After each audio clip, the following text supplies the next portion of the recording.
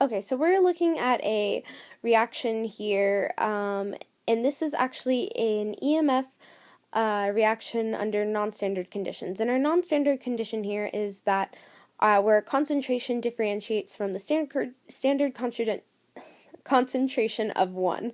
Um, and so we need to keep that in mind.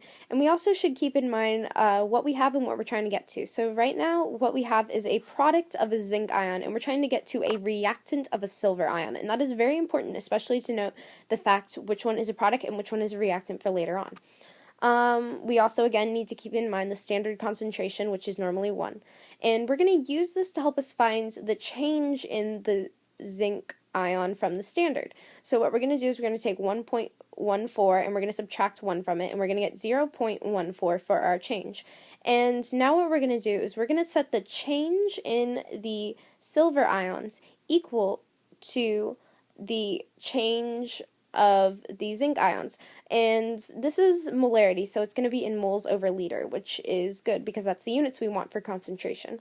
Now, we can't just leave it there though. We have to change it so it actually equals the change in silver. So we're going to take the ratio of these two ions in this balanced chemical equation, and we're going to put that in there. And luckily they already balanced the chemical equation for us, so that's really nice. So we plug those numbers in.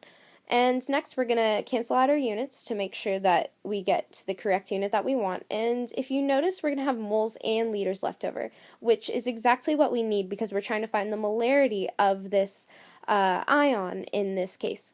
And molarity is, once again, moles over liter.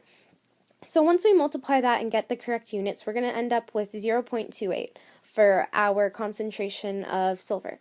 Now, the next thing we need to do, though, is we need to think about how it actually changes. This is just the change in the concentrations.